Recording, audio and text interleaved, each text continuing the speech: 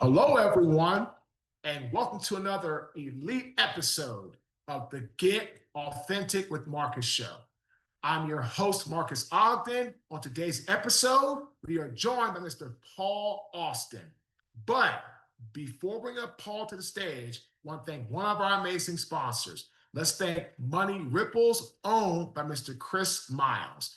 Money Ripples helps you create a plan, a strategic approach to help you find alternative ways of investing to grow your wealth. We thank Money Ripples and Chris Miles for sponsoring this episode. Now, here he is. Paul, how you doing today, Paul? Good, Marcus. How you doing, brother? I'm doing well, my friend. No complaints here. First question, Paul. What does the word authentic/authenticity mean to you? I think it's like being authentic or having an authentic self or just authenticity generally really means that you're true to who it is that you are. I think so many of us, we're raised in families or in communities or in cultures that are constantly telling us who to be or who we are or what's important to us or what's not important to us. And I think one of the sort of greatest opportunities and becoming an adult really is to figure out what life means for us ourselves without all of that external input. And so I think authenticity is really the capacity to listen inwards and to know who it is that we are, and then to be that way out in the world regardless of what other people may think about us. And I think that's often the most difficult part of being authentic, is the courage to be authentic. Paul, it's such a true statement you made that the most difficult part about being authentic is having the courage to be just that, authentic. So many people get caught up in what others think of them, are going to say about them, trying to figure out, well, how do I get that person to like me? Or how do I get that person to approve of me? And at the end of the day, right, Paul? The most important person that you have to have be happy with yourself is yourself. And if you can't live in that space, if you can't operate in that capacity, then I feel life is going to be very unfulfilling in that regard, because you're going to spend your entire life trying to be someone or be something that you really have no business trying to do or trying to be. So very well said. Paul, tell us a little more about yourself, where you're from, your backstory, and the work you're currently doing now. So, I grew up in a small Midwest town called Grand Rapids in West Michigan, and grew up in a pretty traditional and religious family. And from an early age was taught that, whatever the Bible said was the right thing to do. So church was really a central part of my upbringing. And at the age of 16, I started to explore cannabis as a substance to help me with socializing and sort of getting out of my shell. And a couple months after I started to experiment with cannabis, my parents found out. And they sat me down one Sunday after church and they were like, Paul, we can't believe you would do this. This is illegal. This is so bad for you. And my dad said something that still, has stuck with me, which is that, he was so disappointed. Like he hadn't been that disappointed since his brother had passed away in a car accident 30 years prior. So this is sort of the culture that I was raised in. And pretty soon I realized that, okay, if I want to continue to explore my consciousness through these substances, it was first cannabis, and then at the age of 19, LSD and psilocybin mushrooms, that I would have to do it on my own and sort of figure it out myself. And so at the age of 19, I started to experiment with LSD with friends. It was a very impactful experience. And a few years after that, started an educational platform called Third Wave, where we educate people about the benefits and risks of psychedelic substances. And in particular, I talk a lot about microdosing psychedelics. So what is the role of LSD, or what is the role of psilocybin mushrooms in very, very small doses? And how can it help with neuroplasticity? How can it help with mood and energy and sleep?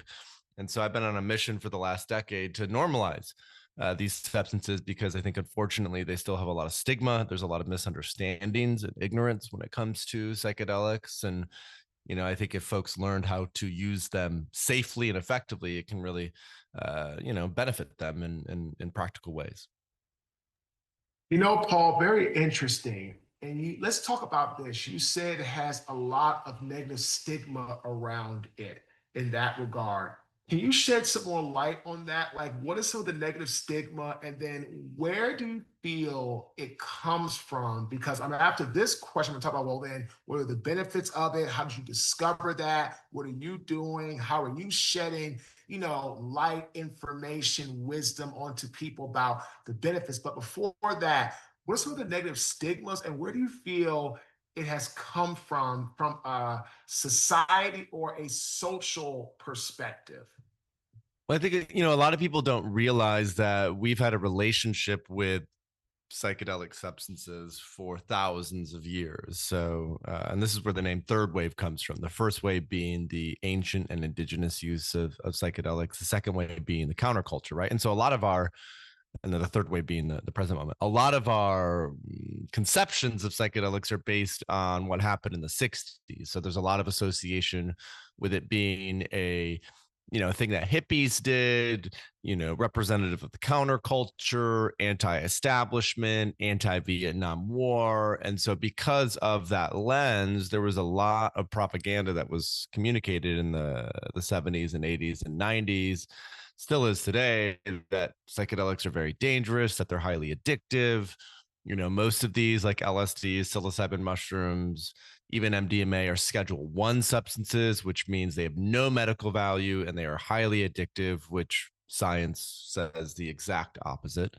And so I think a lot of it is unfortunately because of the federal government's educational campaign in the 1980s, just say no to drugs. And I think the unfortunate part is, there are some dangerous drugs, like cocaine is highly addictive, heroin is highly addictive. We've seen what's happened with fentanyl as an opiate. But what a lot of people don't realize is there's a very, very big difference between what psychedelics are doing to your brain and body and what, let's say, cocaine or heroin or opiates are doing to your brain and body. And so that distinction is really critical and essential. And so thankfully, over the last 15, 20 years, we were talking about NYU right before we went live. There's institutions like NYU and Columbia and Yale and Johns Hopkins who have published a lot of research about these substances, showing how beneficial they are for the brain and the body, for mental health.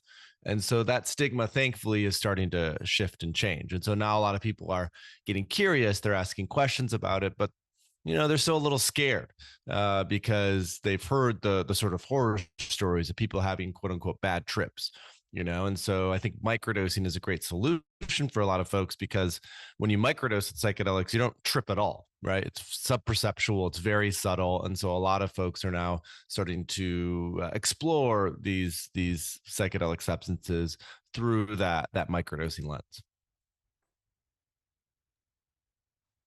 I love how you said that universities like NYU to Yale to Harvard, all these big institutions of higher learning are putting out research around this topic, right? And so this is very important, ladies and gentlemen, because if you're going to try to combat propaganda or hearsay or what people think something is or does to your brain and body, like you said, around psychedelics, what Paul is saying is that this information is not just from his own personal stories, wisdom, experiences, things like that. It's also research that's been proven, studied, and data that is showing what psychedelics does to your body. And it's according to what Paul is saying, there are benefits of that for your brain and for your body. And that is my next question, Paul.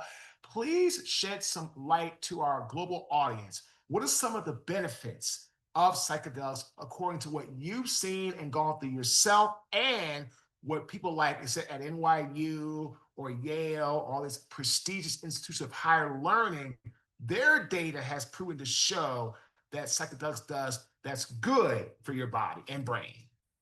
Yeah, great question. So my personal story, like I said, I was raised in a religious family. It wasn't fundamentalist or anything like that, but I definitely had a lot of guilt and shame, especially about being who I was. And so for me, psychedelics are really helpful in healing that guilt and shame, for being more of a rebel or even being a man. I was raised in a very female household, and so I had to kind of, really accept myself and love myself. And psychedelics helped me to do that in a really tremendous way at a young age. I thankfully did not have any sort of substantial mental issue or disorder, right? Issues with mental health. So PTSD, depression, addiction.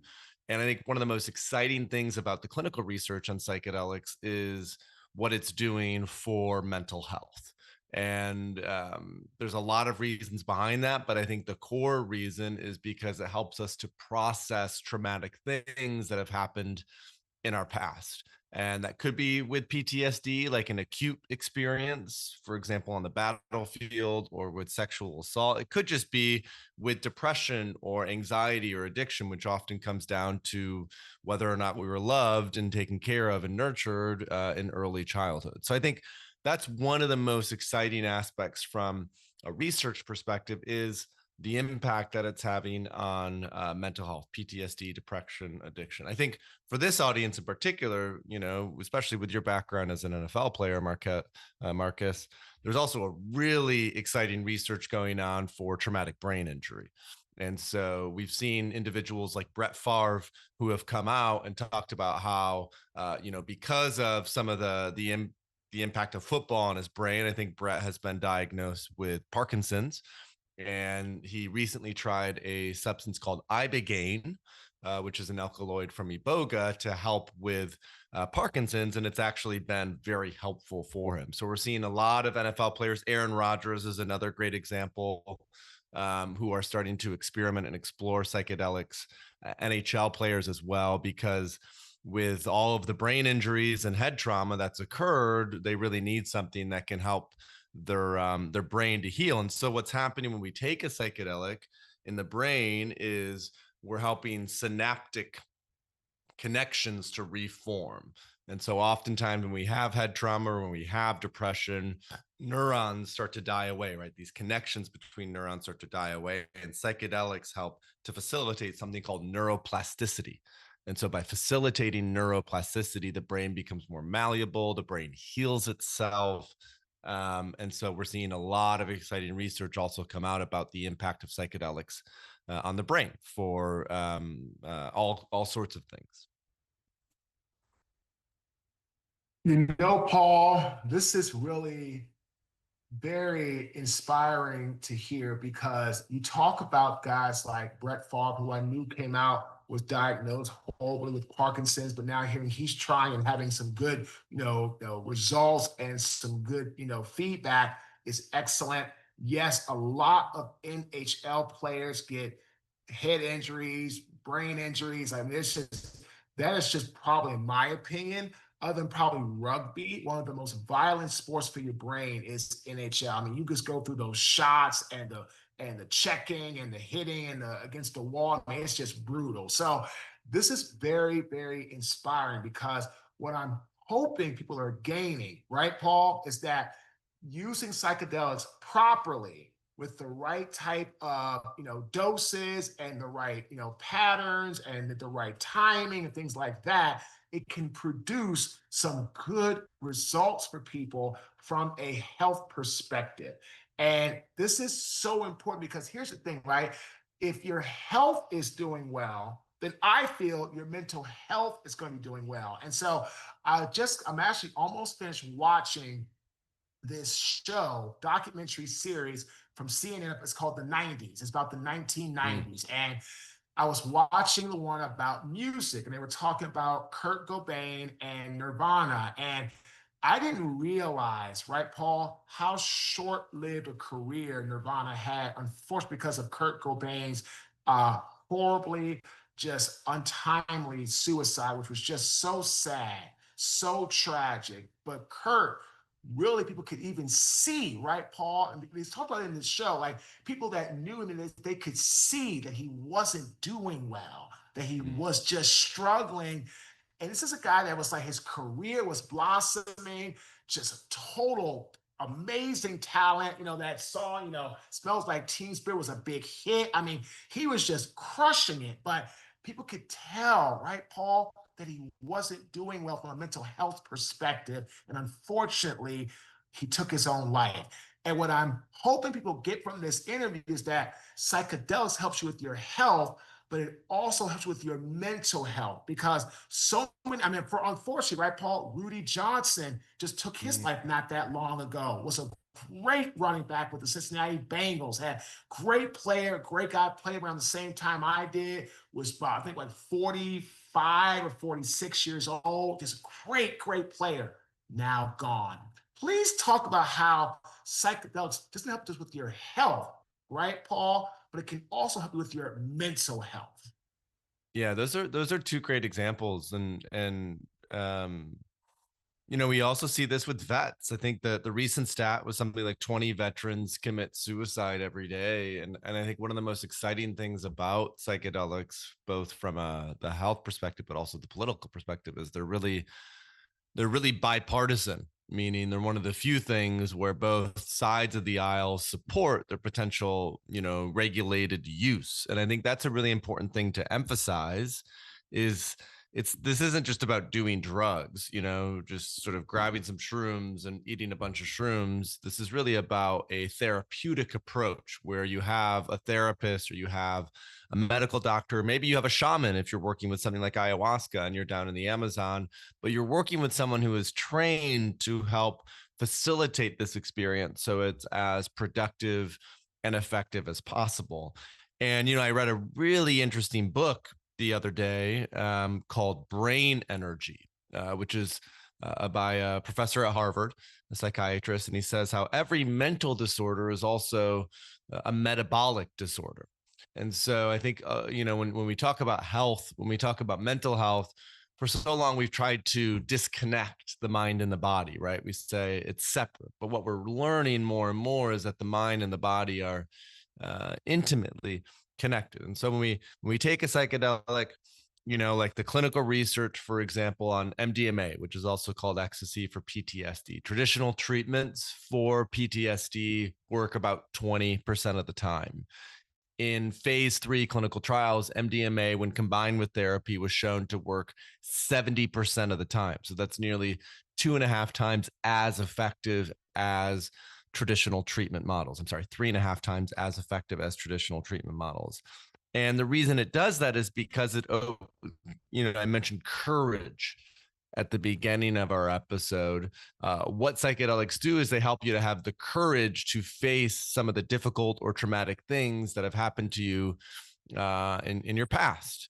And so when we're able to face those things, when we're able to love ourselves and forgive ourselves, even when these terrible things potentially have happened. And again, that could be acute trauma, that could be a traumatic early childhood experience, that could be an alcoholic father, that could be an abusive father, that could be a negligent mom, whatever it is, right? There's a lot of ways in which we are impacted in an early age that then sort of define who we are. And psychedelics allow you to have a fresh start in many ways. And the reason for that is because they reopen something called the critical learning period. And so when we're really young, 3, 4, 5 years old, our brain is very malleable.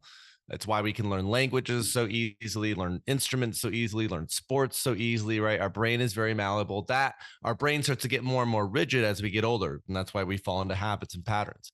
Psychedelics actually reopen that critical learning period. So they return your brain to the state of a 3-year-old, 4-year-old, 5-year-old for at least 3 to 4 weeks after you have this experience, which allows you to actually sort of re-imprint yourself. And so I think that's also a really exciting part of what we're seeing with some of the psychedelic substances. Ladies and gentlemen, what I tell people all the time, to thrive through the eye of the storm and move like a bison, you have to have the first letter of the acronym be at the top of the mountain for yourself, which is boldness. It is being innovative. It is being creative. It is doing things that aren't quote unquote the norm, right? In order to really have, I believe, radical change, you have to do something different. You can't do everything exactly the same. What is the old saying? doing everything exactly the same, expecting different results, is what we call insanity. It is not going to get you where you want to go. And I love this. And so here's my next question. Talk about the acronym BISON, okay, Paul? Boldness, integrity, self awareness, ownership, never quit. Let's really focus on self awareness. Okay. So I tell people self awareness is knowing what you do well, but then knowing what you don't do well. So if you're somebody that's listening to this awesome interview, right? And if you're going to be honest with yourself and you're thinking about psychedelics and this was for yourself, which could be very useful and advantageous, if you don't know something, be self aware and say, you know what? I don't know about this. I don't have enough expertise in this area. I need to get some more data. Paul, can you please talk about either through your company or some other proven data and or research people can go and check out for themselves? Because here's the thing, if people now are starting to use it like Aaron Rodgers, Brett Favre, more NHL hockey players, retired guys. And again, if you're starting to see some progress and positive results, I want people that are hearing this episode say, you know what, I'm very interested, but I need to gather more information, research data for myself. I don't know where to go. And they're being self-aware in that regard, right, Paul? Where would you tell them to go and get some more insight? Yeah, Third Wave is an educational platform. It's why I built it, a decade ago, and have continued to flesh it out and develop it. So the thirdwave.co. We have, a podcast that we've hosted for the last 9 years. So a few hundred episodes have been published. We have a lot of free guides. So, I mentioned a few of these today, but ibogaine, ketamine, MDMA, psilocybin, LSD, ayahuasca. We have a lot of guides about these particular psychedelics that someone may be interested in. And then usually that's the first step, right? Education. So guides, podcasts, just start to learn about this and ask questions and get curious. And then the second thing is, how do you find a great practitioner or doctor or therapist to potentially work with? Because Aaron Rodgers wasn't just pouring himself ayahuasca at his apartment and wherever. He went down and was working with a particular shaman. Or Brett Favre was with a medical doctor and a clinical professional when he was doing ibogaine. So you really need professional support as part of this. And so on Third Wave, we also have a directory of therapists and practitioners and clinics that folks can explore and check out. We have a training program ourselves that we've run for the last 4 years. We've trained a few hundred clinicians and practitioners in how to work with psychedelics. And so that's often what I tell folks is work with one of our trained practitioners who really know how to do this. Set up a call with them, ask questions, right? Figure out based on your situation what might be helpful for you, what are the next steps that you might want to take. And then what I usually tell folks is start low and go slow. There are a lot of people who do like to jump in the deep end right away. The tricky part with psychedelics is they can be very beneficial, but that doesn't mean the experience is necessarily always going to be pleasurable or fun. Sometimes these experiences, even though they are very beneficial, can be quite difficult. I mean, I think this is part of turning the model on its head. We're so used to convenience. We're so used to ease. We're so used to, everything being, available at the sort of snap of a finger. And so I think just recognizing that there may be some challenging parts of this as well. And that's why it's helpful to have professional support is really essential. So the thirdwave.co is a great starting point. And then I would encourage folks to reach out and ask questions after this podcast, on social or wherever, because getting curious, I think, is the most important part here.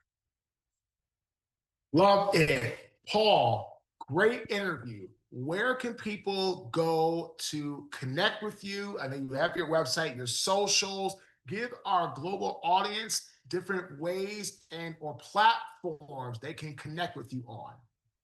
Yeah, so I'm pretty active on Instagram, Paul Austin 3W, LinkedIn, Paul Austin. You could find me. I'm also on X, Paul Austin. So just search there. Third Wave I mentioned already, and then we also have our training institute, the Psychedelic Coaching Institute. So if someone here is a coach or a therapist or a doctor that they want to explore psychedelics more, I would encourage you to check that out. And then, like I said, get curious, ask questions, listen to podcasts, educate yourself. Right? There's so much information here, right? And for folks who might just be hearing about this, it can be quite overwhelming. So take your time, ask the right questions, get curious, and see where it leads you.